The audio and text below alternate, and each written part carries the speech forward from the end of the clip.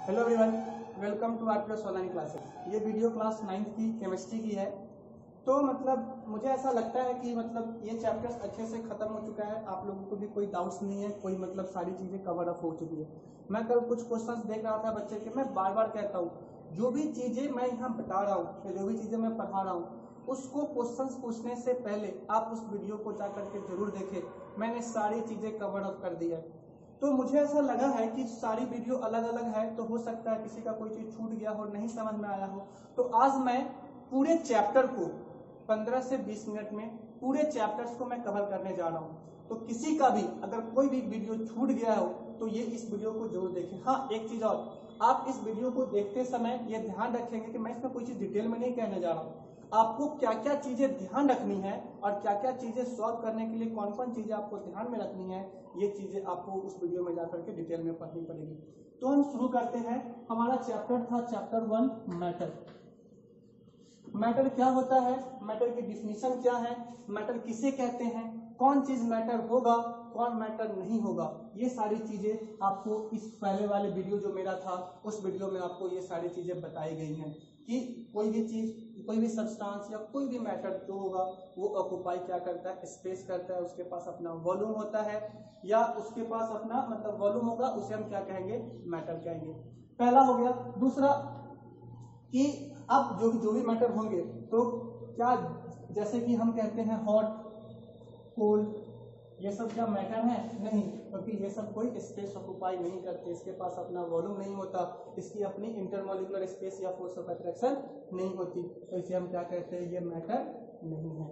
Okay, next आता है हमारा कैरेक्टरिस्टिक्स ऑफ मैटर। ये बहुत इंपॉर्टेंट है।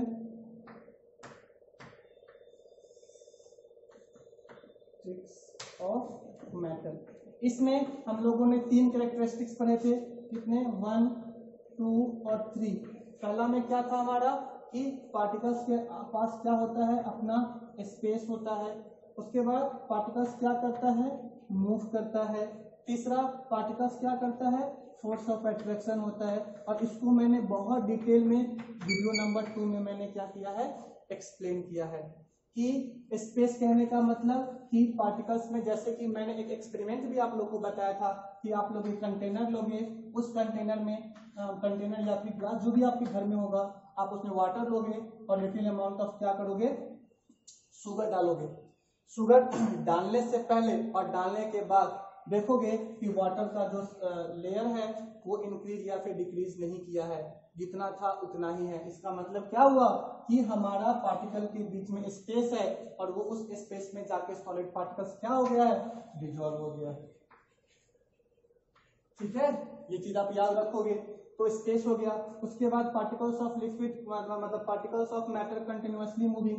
अब ये जो हुआ डिसॉल्व, तो हर किसी का स्पेस जो है फिर सॉलिड लिक्विड गैस में अलग अलग होता है। सबसे ज्यादा स्पेस किसमें होता है, गैस में होता है। सबसे कम किसमें होता है, सॉलिड में होता है। उसी तरीके से पार्टिकल्स ऑफ सॉलिड मूव करता है, सॉरी पार्टिकल्स ऑफ मैटर के अंदर मूविंग टेंडेंसी होती है। इसका भी आप कर सकते हो। आप क्या करोगे, लिटिल कंटेनर में वाटर लोगे और लिटिल अमाउंट ऑफ इंक या कोई भी लिक्विड सब्सटेंस का कलर हो, आप इसमें पुट करोगे। देखोगे, छोड़ दो उसे, देखोगे आफ्टर सम टाइम पूरे के पूरे लिक्विड में क्या हो चुका है कि वो जो कलर है वो पूरा का पूरा ट्रांसफर हो चुका है, चेंज हो चुका है। इसका मतलब क्या हुआ कि आपने लिक्विड तो बस इस जगह पे डाली थी, लेकिन वो पूरे लिक्विड में। इसका मतलब particles of matter continuously moving. इसमें भी क्या होता है, गैस में सबसे ज्यादा होगा, फिर लिक्विड और फिर सॉलिड। ये आप ध्यान रखोगे। नेक्स्ट आता है force of attraction. Force of attraction कहने का मतलब कौन सब्सटेंस कितना ज्यादा टाइटली पैक्ड है, कितना कम स्पेस होगा उतना ज्यादा फोर्स ऑफ अट्रैक्शन होगा। इसीलिए हम कहते हैं सॉलिड में सबसे ज्यादा क्या होता है, फोर्स ऑफ अट्रैक्शन होता है। ठीक है, तो इन तीनों चीजों को एक्सप्लेन करने के लिए मैंने 2 टर्म कहा था, इंटरमॉलिक्यूलर स्पेस और फोर्स ऑफ अट्रैक्शन। ये 2 याद रखोगे, दोनों एक दूसरे के इनवर्सली है। ठीक है, space inversely proportional to attraction. ये चीज याद रखोगे कि जिसका भी स्पेस ज्यादा होगा अट्रैक्शन कम होगा। और इस तीनों को बहुत अच्छे से एक्सप्लेन कर याद रखोगे with the help of activity. ठीक है, तो ये हो गया। नेक्स्ट हमने पढ़ा था क्या, स्टेट्स ऑफ मैटर, कि हमारे कौन कौन से स्टेट ऑफ मैटर है। कौन कौन से मैंने बताया था आप लोगों को, सॉलिड, लिक्विड, गैस। और सबकी अपनी अपनी प्रॉपर्टी आपको एक्सप्लेन की थी कि सॉलिड की प्रॉपर्टी क्या होती है। इसके पास मास होता है, वॉल्यूम होता है, डेंसिटी हाई होता, इसके अंदर रिजिडिटी होती है, फ्लूइडिटी नहीं होती, कंप्रेसिबिलिटी नहीं होती। ये सारी चीजें मैंने इसमें एक्सप्लेन किया था। तो मैंने रिजिडिटी, कंप्रेसिबिलिटी, फ्लूइडिटी ये सब क्या होता है मैंने इन सबको डिफाइन भी किया था कि रिजिडिटी होता है कि प्रॉपर्टी कितना ज्यादा हार्ड है, हार्डनेस को बताता है। फ्लूइडिटी होता है जो फ्लो को बताता है कि किसी भी सब्सटेंस में कितना ज्यादा फ्लो होगा। नेक्स्ट है कंप्रेसिबिलिटी, बताता है प्रॉपर्टी को जिसको कि हम क्या कर सकते हैं, कंप्रेस कर सकते हैं। किसी भी सब्सटेंस को अगर हम कंप्रेस करते हैं तो उसके अंदर कैसी प्रॉपर्टी होगी, कंप्रेसिबिलिटी की प्रॉपर्टी होगी। जैसे कि सपोज कीजिए स्पंज है और टेबल है, आप स्पंज को कंप्रेस कर सकते हो बट टेबल को नहीं, दोनों क्या है, सॉलिड है। तो अब मुझे बताओ कि सर सॉलिड को तो हम कंप्रेस नहीं करते but sponge can be compressed, तो क्या स्पंज सॉलिड है? ये क्वेश्चंस आप लोग करोगे और मुझे इसका रीजन बताओगे। नेक्स्ट हम बात करते हैं, तो ये तो हो गई सॉलिड के बारे में, लिक्विड की भी इसी तरीके से, गैस की भी इसी तरीके से। आप लोग को मैंने ये सारी चीजें करा रखी है। नेक्स्ट हमारा आता है कि changes in the form of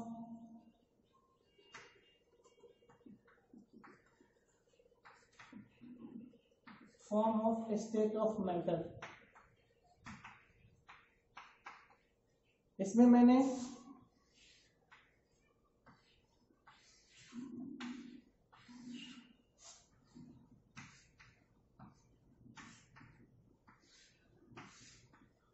ये चीज मैंने आप लोगों को एक्सप्लेन किया था। और इससे पहले मैंने आप लोग को प्रेशर और टेम्परेचर पढ़ाया था कि प्रेशर टेम्परेचर क्या है।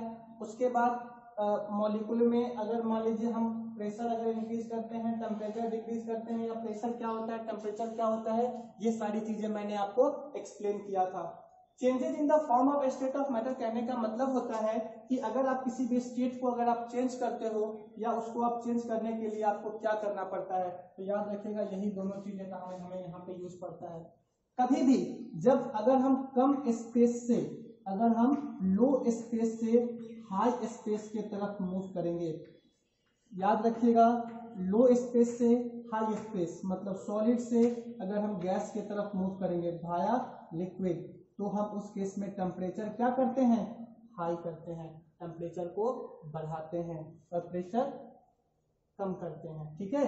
और अगर स्पेस अगर ज्यादा से अगर हम कम की तरफ अगर मूव करते हैं स्पेस, ठीक है, ज्यादा से अगर हम स्पेस कम की तरफ मूव करते हैं तो वहां पे टेम्परेचर को कम करते हैं और प्रेशर को हाई करते हैं। बिकॉज जितना ज्यादा आप प्रेशर दोगे किसी भी सब्सटेंस पे उतना ज्यादा उसकी क्या हो जाएगी, कंप्रेसिबिलिटी हो जाएगी, ठीक है। तो ये चीज आप याद रखोगे। इसीलिए सॉलिड से लिक्विड करने के लिए हम क्या करते हैं, मेल्टिंग। लिक्विड से गैस जाने के लिए क्या करते हैं, वेपोराइजेशन या फिर बॉइलिंग।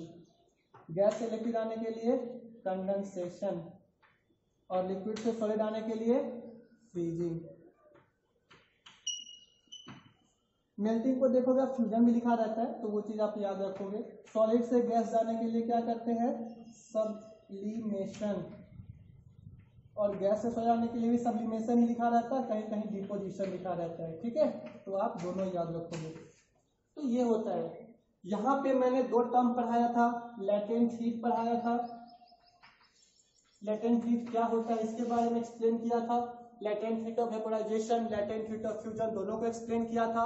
और मैंने कहा था कि during the conversion of solid to liquid after some time temperature remains constant. ऐसा क्यों होता है, बिकॉज जिस अमाउंट पे सॉलिड जो है वो लिक्विड से कन्वर्ट हो जाएगा उसके बाद टेम्परेचर आपके सिस्टम का क्या रहेगा, कांस्टेंट रहेगा। बिकॉज जो टेम्परेचर जो रिक्वायर्ड होता है वो होता है लैटेंट हीट, की amount of heat required to convert 1 mole of solid into liquid या फिर 1 mole of liquid into gas, उसको हमको लैटेंट हीट ऑफ वेपोराइजेशन या लैटेंट हीट ऑफ फ्यूजन कहते हैं।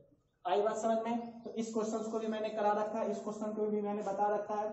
उसके बाद मैंने आपको बताया था कि मॉलिक्यूलर अरेंजमेंट कैसे होता है सॉलिड लिक्विड गैस में। तो मैंने आपको 3 डायग्राम समझा करके और मैंने यहाँ पे ऐसे ऐसे करके मैंने उस वीडियो में आपको समझा रखा है। तो देखिए यहाँ पे टाइटली पैक्ड है ना, यहाँ पे मॉडरेट है और यहाँ पे लेस टाइटली पैक्ड है। तो इसके बारे में भी मैंने वहां पे आपको एक्सप्लेन कर रखा है, ठीक है। तो ये चीज मॉलिक्यूलर अरेंजमेंट हो गया। कंप्रेसिबिलिटी हो गया, प्रेशर क्या होता है, टेम्परेचर क्या होता है। टेम्परेचर में भी हाँ मैंने डिग्री सेंटीग्रेड से फ़ारेनहाइट में चेंज करना, फ़ारेनहाइट से डिग्री सेंटीग्रेड में चेंज करना, ये भी आपको मैंने सिखा रखा है। देखिए इस वीडियो में मैं आपको कुछ पढ़ा नहीं रहा, मैं आपको सिर्फ ये बता रहा हूँ कि इस चैप्टर को कंप्लीट तभी मानोगे जब ये सारी टॉपिक आपकी कवर अप हो चुकी होगी। ठीक है, तो ये हमारा इस चैप्टर का पूरा क्या है, समरी है, आप इसका ध्यान रखोगे। नेक्स्ट हमारा टॉपिक था इवेपोरेशन। मैंने डिफाइन किया था इवेपोरेशन, और इवेपोरेशन और बॉइलिंग में क्या डिफरेंस है ये भी मैंने बताया था। फैक्टर्स एक्सप्लेन किए थे कि what are the factors that affect the evaporation, कि कौन कौन से ऐसे फैक्टर्स हैं जिसपे इफेक्ट करते हैं। उसमें हमने नेचर ऑफ सब्सटेंस का बात किया था,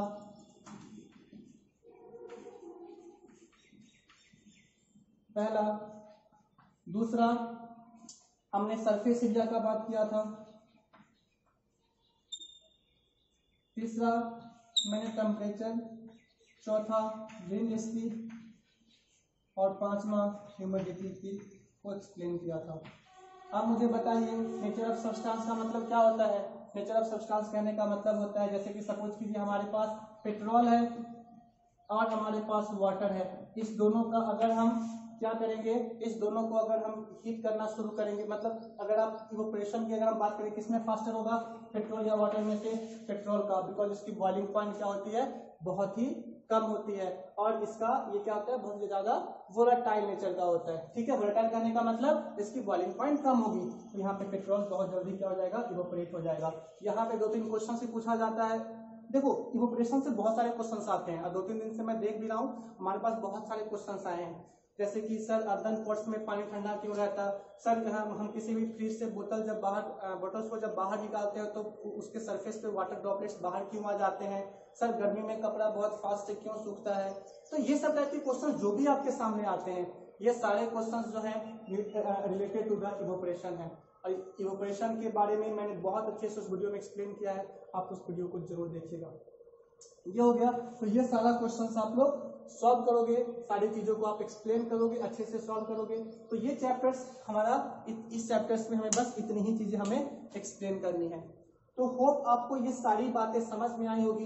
इस चैप्टर्स को कंप्लीट तभी समझिएगा जब ये सारी कवर अप आपकी हो चुकी होगी। अगर आप कहोगे कि सर एक अगर मान लीजिए मैं यहाँ पे क्वेश्चंस लिखूंगा, अगर ऐसा भी आप लोग चाहते हो कि मैं कुछ क्वेश्चंस कराऊं आप लोग को, वही मुझे बताओगे, या फिर अगर आप चाहते हो कि सर नेक्स्ट चैप्टर शुरू कीजिए, मुझे बताओगे। बट आपका पढ़ाई अच्छे से होना चाहिए, आपको चीजें अच्छे समझ में आनी चाहिए, तभी हमारा पढ़ाना फायदेमंद होगा।